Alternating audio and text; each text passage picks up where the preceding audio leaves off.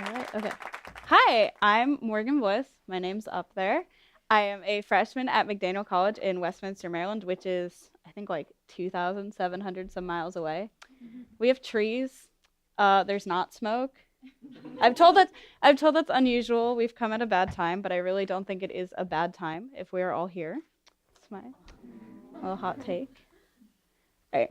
So I went through my 4 years of high school in the Global Ecology program at Poolsville High School, where we held our standard studies to a lens of environmentalism and responsibility, contextualizing global and local issues through field trips, seeing how all these systems and processes worked in the real world, all experiential learning. We went to our local wastewater treatment plant. If you've ever wondered where everything you flush down the toilet goes, I can tell you. It's not particularly pleasant, but that's how it is. We saw an old-growth forest out in West Virginia, like 500-year-old trees, which on the East Coast is like rare. Apparently, that's just a thing here.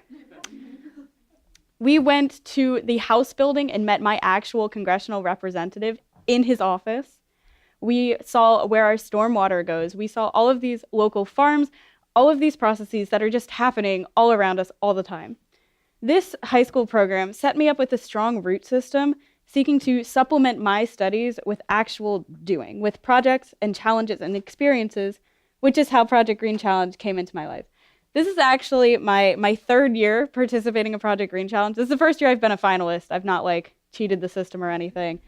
But the first two times actually were mandatory assignments through different high school classes. We had to get a certain amount of points in order to get our 100% participation grade or whatever.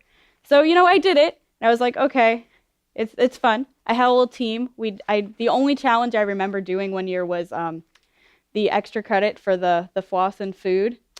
There was a lot of squash involved, and I really remember nothing else, which I think gets into why this year was the most impactful. Because first of all, I remember things, and I can actually point to the things that I've done.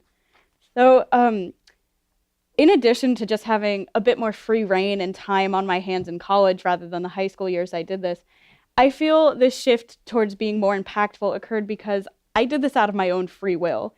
I willingly took on extra work and a little bit less sleep in my day in order to better myself and learn because I wanted to. And I'm really proud that I've actually done this far. I've learned things, obviously. I've actually gone out and talked to people, not only educating myself, but others as well. When I entered the challenge, I had a basic understanding of vocabulary words and principles, but was unaware of what I or anyone else could really do to implement them in my daily life. Everything was very separate. There are the environmental problems you see in the news, and there's like my vocabulary words in my environmental management class. It's different, but that's not how the environment works. Everything is connected. Project Green Challenge acted as that experiential learning component in my life again, tying these concepts back into my life and into the things I do daily and making them real and tangible.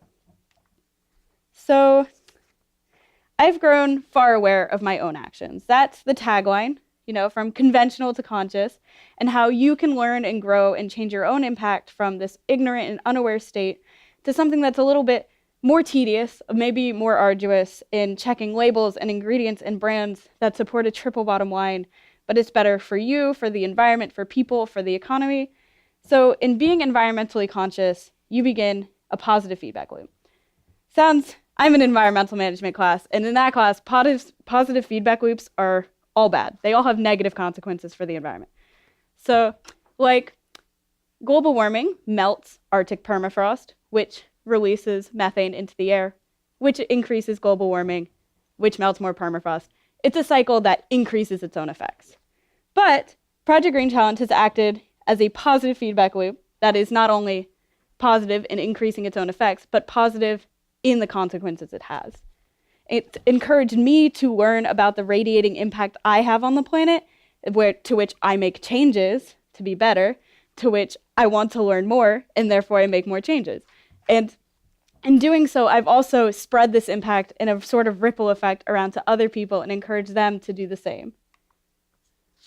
So, Project Green Challenge, we'll get into my little memes. Throughout October, I wrote letters, I presented, I learned that you can be not only sustainable in your actions, but regenerative. I learned to minimize the impact that I have. I carried my trash around for a day. I wrote a lot of essays. I ate a lot of snacks, non-GMO snacks.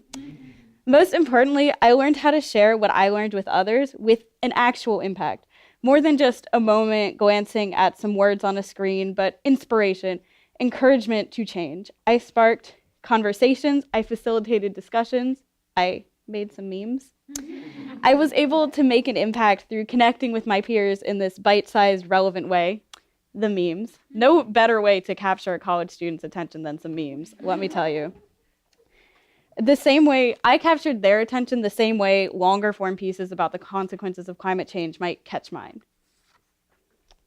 So, Project Green Challenge has inspired me to be the change I want to see, to not just mull over ideas and potential from my bed, but to actually go and do them. I plan to continue educating myself and others and generating actionable plans for the problems I see. I want to start smaller. I don't know exactly quite what I'm doing. But I want to start on the local level rather than the national level, because I know that for a fact is really overwhelming and disheartening. Throughout my time at McDaniel, I hope to encourage more green initiatives on campus and to see more administration transparency on economics, on our resource consumption, and on our student happiness. I can meet with the professors, the administration, the students to encourage better recycling.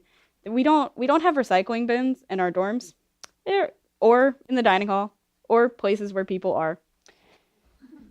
There's some near the printers, for when you print things that you didn't mean to, like memes. We want less food waste in our dining halls. We want more renewable energy. Not all of our current practices need to be changed immediately, but the things that we do next, what we do moving forward, needs to be designed with sustainability in mind. So on this note, in designing the future, I want to introduce the idea of intersectionality. Environmental justice is social justice, and problem solving in one area of concern may help in another. Sustainability and environmental awareness should not be limited to just one group, one sort of demographic set.